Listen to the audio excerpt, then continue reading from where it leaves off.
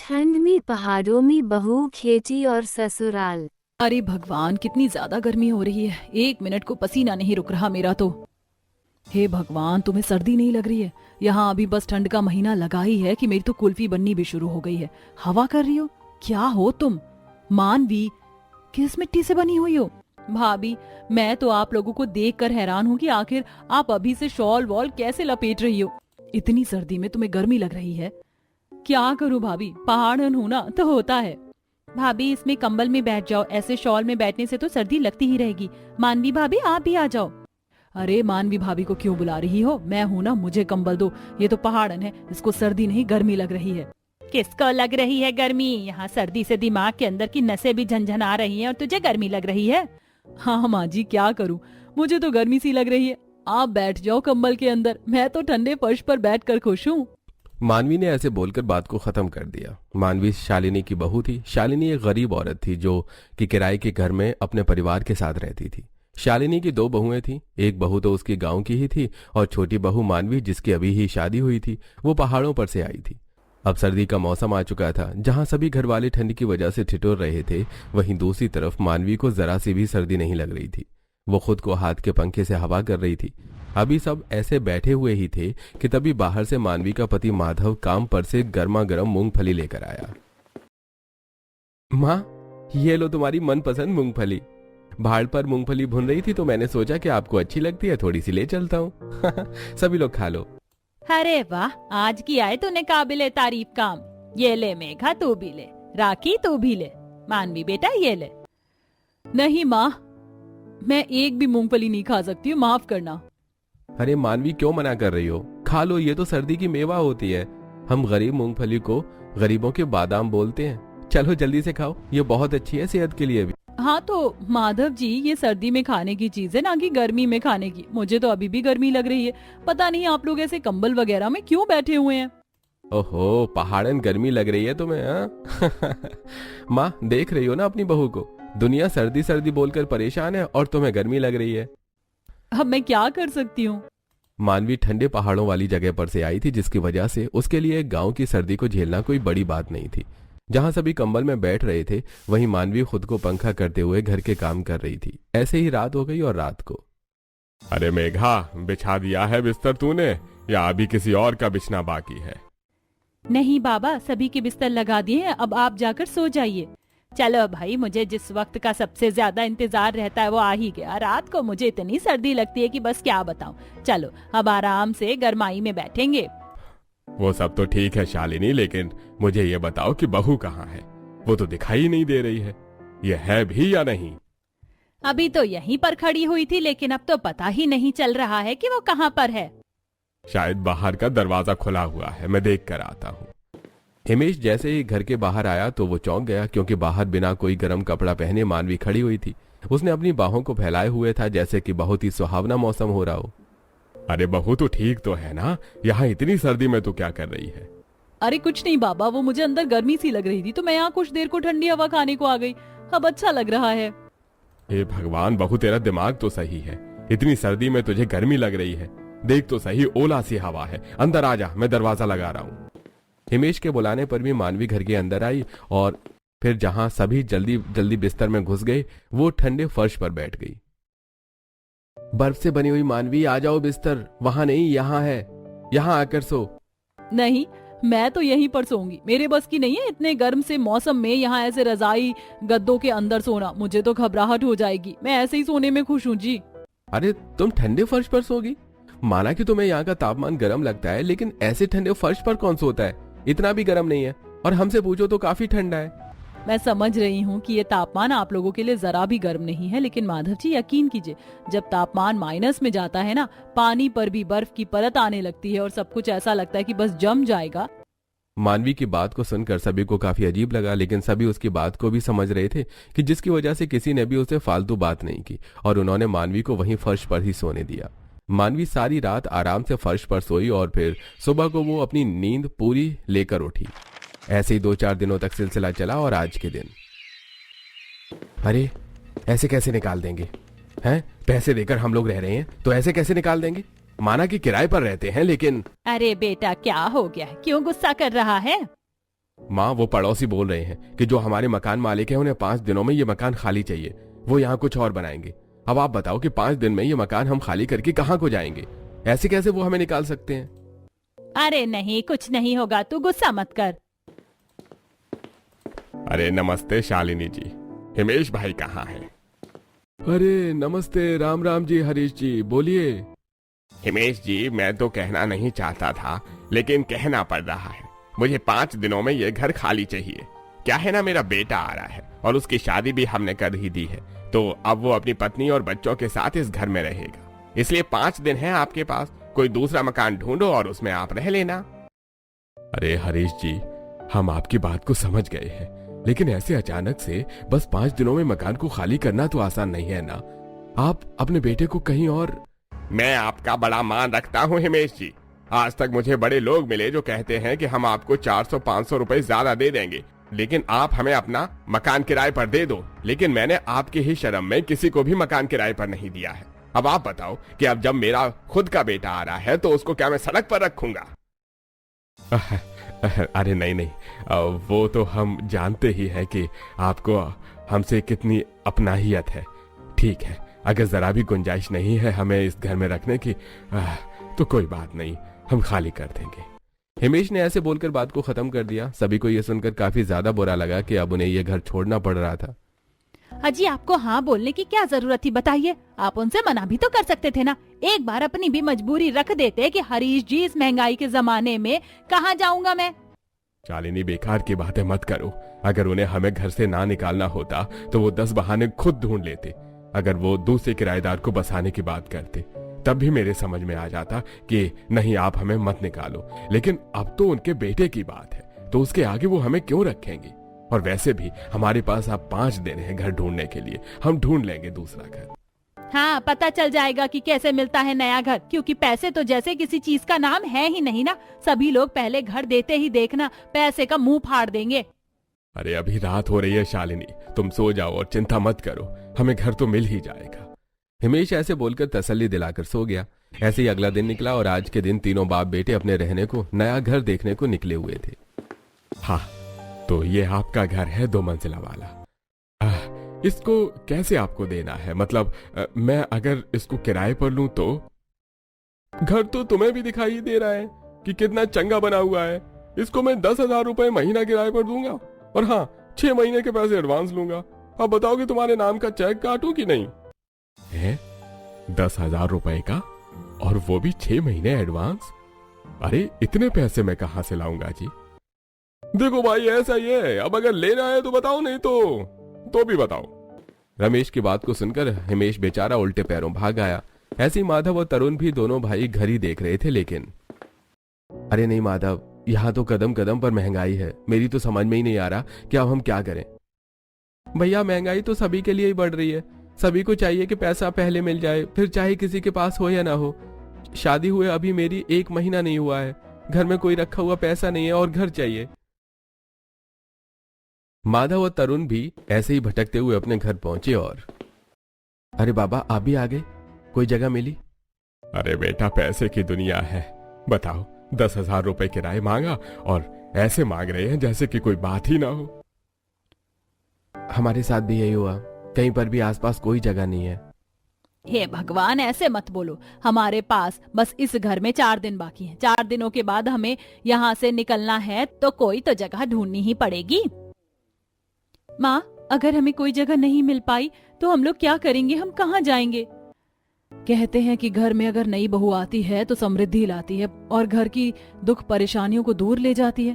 और यहाँ तो नई बहू के आए हुए 1 महीना नहीं हुआ कि बहू के कदमों से सब छिन गया है। सही कहा, नई बहू के आने से तो हमारा घर ही छिनने वाला। ये कैसी समृद्धि लाई है हमारी भाभी? अरे तो आप लोग ऐसे क्यों बोल रहे हो? क्या आप लोगों को लग रहा है कि जो कुछ भी हो रहा है उस सबकी वजह मैं हूँ? बोलिए। भाभी, लगता तो यही है, क्योंकि भाभी किसी के कदमों से घर में इतनी मनहूसियत नहीं आई। बेकार की बात मत कर मेघा, तेरी भाभी को तू ऐसे नहीं बोल सकती है। जो कुछ भी हो रहा है वो होनी है, इसमें मानवी का कोई कसूर नहीं है। अरे बेकार की बात मत करो। मैं जानता हूं कि तुम सभी लोगों का दिमाग खराब है, लेकिन किसी को दोष देने से कोई फायदा तो नहीं है ना। चलो चुप करो। नहीं माँ जी और बाबा जी, अगर आप लोगों को लगता है कि ये सब मेरी वजह से हो रहा है, मेरे पाँव अपशगुन है, तो ठीक है, आप लोगों के लिए घर भी मैं ही ढूंढूंगी और आप लोगों को ऐसा घर दूंगी जिससे फिर हमारे हालात अच्छे ही अच्छे होंगे। अरे बहू, तेरी जेठानी और नंद ने जो बोला है उसे तू दिल पर मत ले। वैसे भी मैंने बताया तो तुझे कि सभी का दिमाग परेशान है इस वक्त, तो तू बेकार में टेंशन मत ले। नहीं बाबा, अब जब मुझे अपशुगनी और मनहूस कदमों वाली बोला गया है तो मैं क्यों ना अपने आप को साबित करूं। मैं जाऊंगी, ढूंढूंगी और आपको एक घर ढूंढ कर दूंगी। ठीक है, अगर तुझे अपने ऊपर इतना भरोसा है तो तू कल ही घर ढूंढने जाना। वैसे भी तेरी वजह से ही ये सब हो रहा है, तो तू ही इस सब को अब ठीक करेगी। शालिनी की बात मानवी के दिल पर लगी, लेकिन मानवी ने खुद को कमजोर नहीं पड़ने दिया। ऐसे ही अगला दिन निकला और दिन निकलने के साथ ही तरुण और हिमेश दोनों तो काम पर चले गए। अब घर में माधव था, जिसके साथ शालिनी और मानवी दोनों घर ढूंढने को निकले। सुबह से 10 यूं घर मिल गए हैं, लेकिन एक भी घर ना हमारे बजट का है और ना ही मेल का। सभी को एडवांस पैसा चाहिए। माँ जी, ऐसे किसी के घर में किराए पर रहने से तो अच्छा है कि हम कहीं पर कोई कुटिया बना कर रह लें। कम से कम उसका पैसा नहीं देना पड़ेगा और काम करके पैसे जोड़ने के बाद हम लोग अपना खुद का घर बना सकते हैं। हाँ, हमारे घर में तो सारे लोग जवान हैं, अट्टे कट्टे हैं और आदमियों में भी बड़ी जान है ना बहू? मैं और तेरे बाबा दोनों बिल्कुल जवान हैं, अभी हमें कुछ नहीं होता है ना। बात तो ऐसी कर रही है जिसका कोई सेंस नहीं बन रहा। आई बड़ी मुझे समझाने वाली कि माँ जी यूं नहीं यूं। तू रहती होगी कुटियों में, लेकिन हमें आदत नहीं है, समझी? शालिनी की बात को सुनकर मानवी चुप हो गई। ऐसे घर ढूंढते ढूंढते सारा गांव खत्म हो गया और अब वो एक जंगल के आगे आकर रुक गए थे, जिसमें एक बड़ी पहाड़ी थी। लो माँ, हम तो गांव के बाहर ही आ गए, लेकिन कहीं भी कोई घर नहीं मिला। अब क्या करेंगे हम? बोल मानवी, तू अब क्या करेगी? क्योंकि घर तो हमें मिलेगा नहीं, तो अब बता कि आगे क्या करना है। अरे माँ, मानवी से क्या पूछती हो? मानवी को नहीं है जानकारी, आप उसका पीछा छोड़ो। ये पहाड़ है?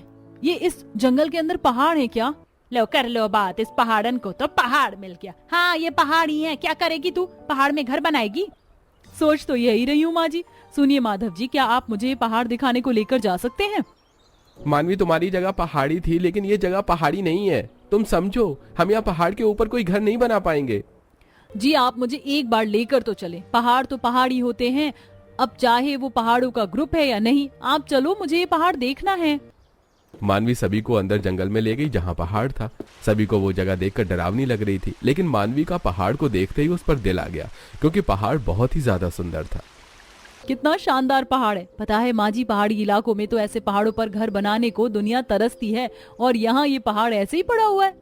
मैं तो जानती थी कि तू कोई बेकार की ही बात करेगी। इस पहाड़ के ऊपर तुझे घर बनाना है, और वो भी हमारे साथ। जा काम कर अपना।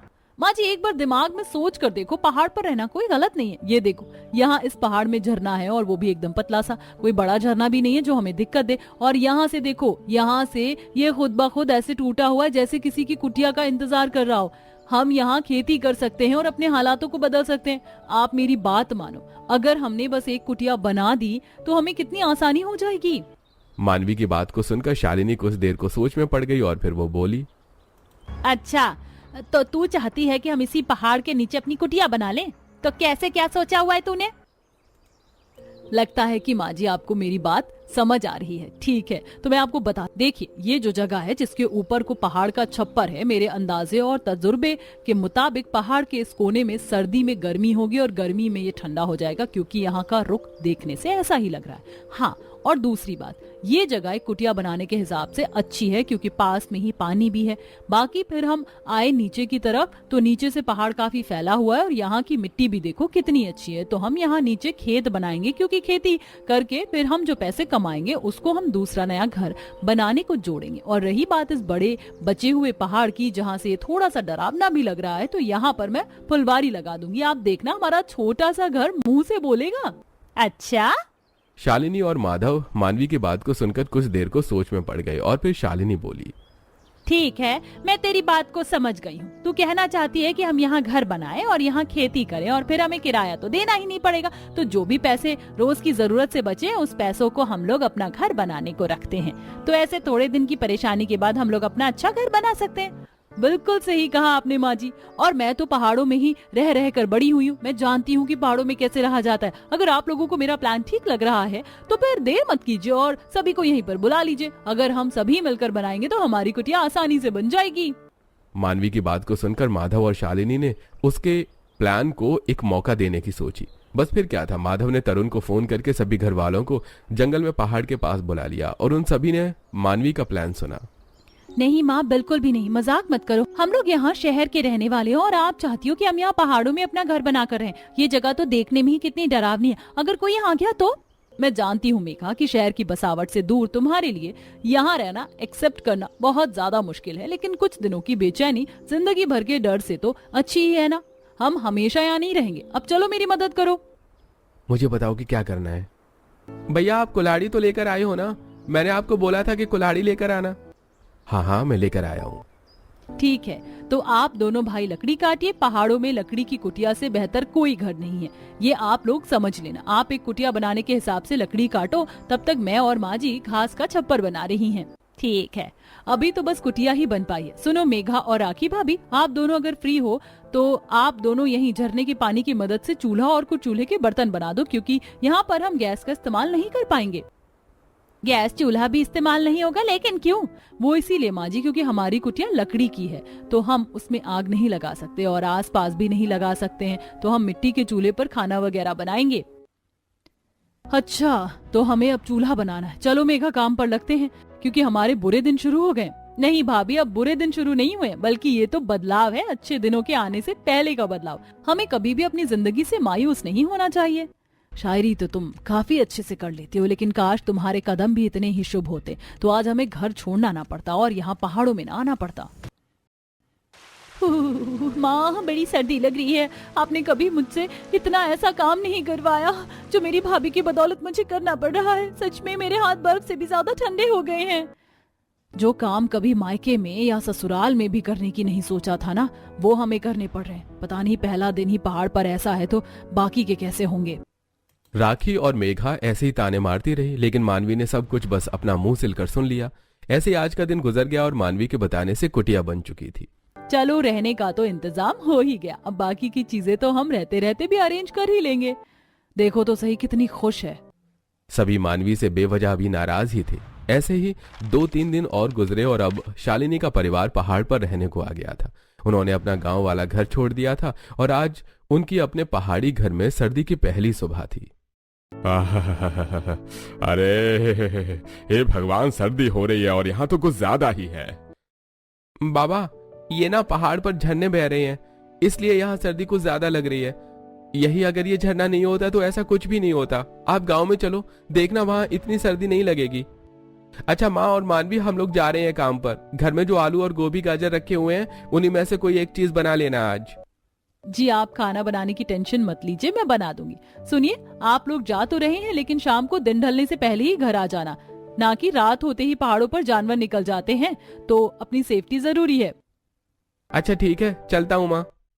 ठीक है बेटा, जाओ भगवान जी का नाम लेकर। माधव, हिमेश और तरुण अपने पुराने काम पर ही वापस आ गए, तो वहीं दूसरी तरफ घर की औरतें घर के कामों में लग गईं। मानवी बर्तन बैठकर धोने लगी तो वहीं झरने के पास बैठकर राखी ने कपड़े धोना शुरू कर दिया।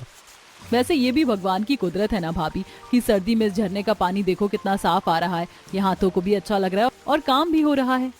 हाँ पहाड़न, तुम्हारा काम हो रहा है ना आसानी से, तो तुम्हें तो ये जगह अच्छी लगेगी, वरना जरा तुम मुझसे तो पूछो कि मेरी क्या हालत हो रही है यहाँ पर। हे भगवान, इस पहाड़ पर तो बड़ी ही सर्दी है, मैं क्या करूँ।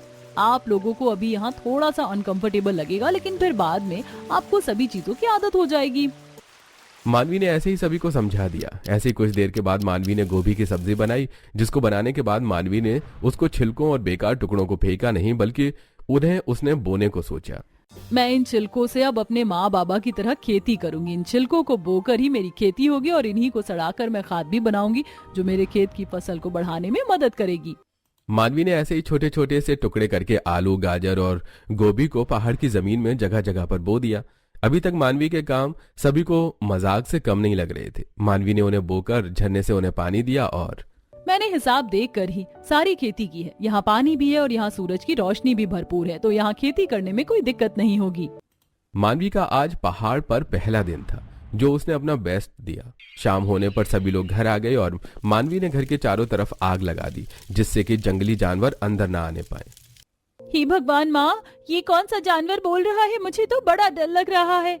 ये भेड़िए की आवाज है। ये बाहर भेड़िए बोल रहे हैं, लेकिन तुम घबराओ नहीं। भेड़िया या कोई भी जानवर आग के पास नहीं आते हैं, तो हम लोग सेफ हैं। तुम सभी सो जाओ। मानवी ने समझाकर सभी को सुला दिया। ऐसे माहौल में किसी को भी गहरी नींद तो नहीं आई, लेकिन किसी जानवर ने उनके घर की तरफ को नहीं देखा था, जिसकी वजह से सभी अब जानवरों के हमला करने से तो बेफिक्र हो चुके थे। ऐसे ही अब लगभग पहाड़ पर रहते हुए 1 महीना गुजर चुका था। इस 1 महीने में मानवी की फसल भी आ गई थी और अब घर वाले पहाड़ पर ज्यादा कंफर्टेबल हो गए थे। माँ जी, बाबा जी, मेरी फसल काफी अच्छी हो गई है, तो मैं सोच रही हूँ कि मैं इन उगाई हुई सब्जियों को बाजार में बेचने का काम कर लूँ। पहाड़ों में उगी हुई सब्जी है और ताजी भी है, तो लोग खरीद लेंगे। और दूसरी बात माँ जी, कि हम उन पैसों को बचाकर अब अपना नया घर बनाने का सपना देख सकते हैं। क्या मानवी, तुम ये काम कर सकती हो, और वैसे भी अब सभी को करने से ही हमारे हालात बदल सकते हैं।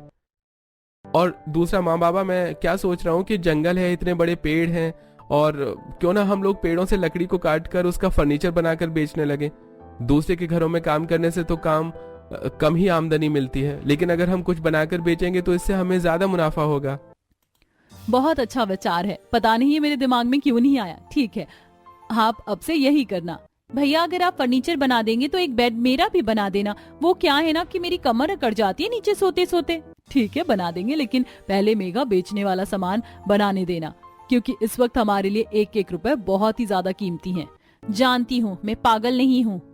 मेघा का रवैया अभी भी मानवी के साथ अच्छा नहीं था, लेकिन मानवी बस शांति और खामोशी से सब कुछ झेल लेती है। ऐसे ही कुछ दिन और गुजरे और अब मानवी ने बाजार में सब्जी बेचना और तरुण और माधव ने फर्नीचर बेचना शुरू कर दिया था।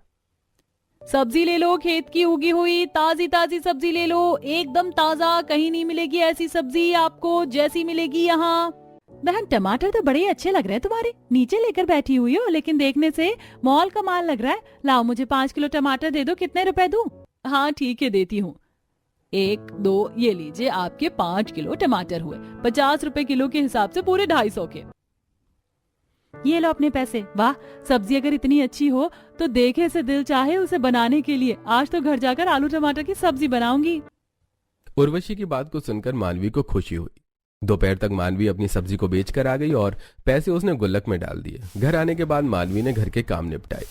मानवी, माँ जी के कमर में दर्द है, तो मैं उनके तेल लगा रही हूँ, तब तक तुम खाना बना लो। जी।